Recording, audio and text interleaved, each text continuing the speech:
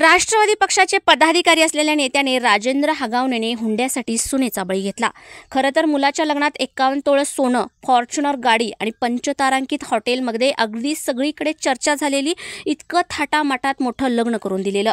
फक्त हगावणे यांच्या मागणीनुसार चांदीची भांडी द्यायची कमी पडली आणि जीवापेक्षा चांदीच्या भांड्यांचंच महत्त्व जास्त झालं आणि आज सुनेने वर्षाचं बाळ सोडून आत्महत्या केली।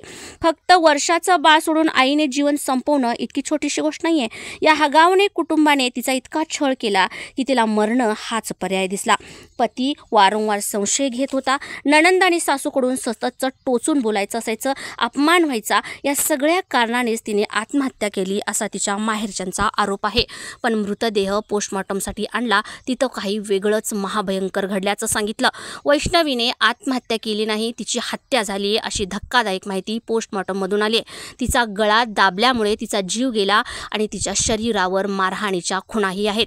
त्यामुळे हत्येला आत्महत्या दाखवणारे चांगलेच फसलेत। राष्ट्रवादीचे पदाधिकारी वैष्णवीचे सासरे सध्या फरार असून वैष्णवीचा नवरा शशांक, लता आणि नणंद करिश्मा सध्या अटकेत आहेत। शशांकला 2 कोटी रुपयांची जमीन घ्यायची होती, पण तीही बायकोच्या म्हणजे वैष्णवीच्या माहेरच्या पैशाने। त्यामुळे वैष्णवीला सतत 2 कोटी रुपये आणण्यासाठी छळत असे। एकदा तर जेव्हा वैष्णवी गरोदर होती तेव्हा वैष्णवीच्या पोटातलं बाळ माझं नव्हेच म्हणून शशांक वैष्णवीला खूप छळायचा।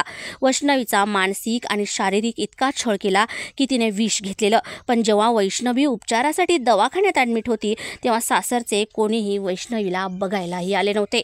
नवऱ्याने संशय आणि सतत माहेरून पैसे आणण्यासाठी केलेला मानसिक छळ यामुळेच वैष्णवीने जगण्याचा शेवट केला। वैष्णवीला सतत मारहाणी केली जायची। तिच्या मृतदेहावर मारहाणीचे बरेचसे व्रण आहेत।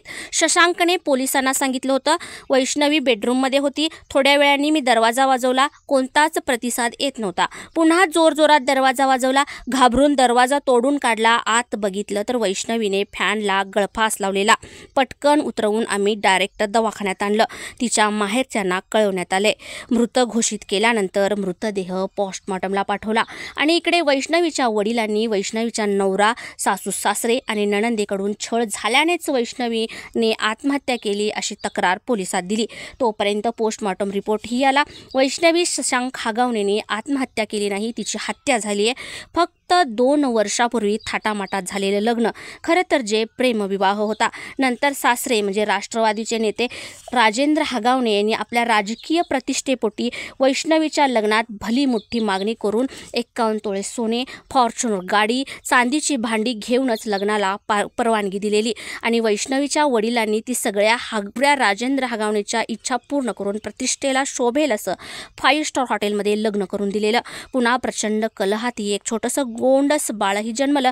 पण लोभी हगावणे कुटुंबियांनी सुनेचा बळी घेऊनच चांगल्या संसाराची वाट लावली। वर्षाच्या बाळाला पोरकं केलं। आता या पदाधिकारी राजकीय लोकांना कोणती शिक्षा मिळते बघूयात।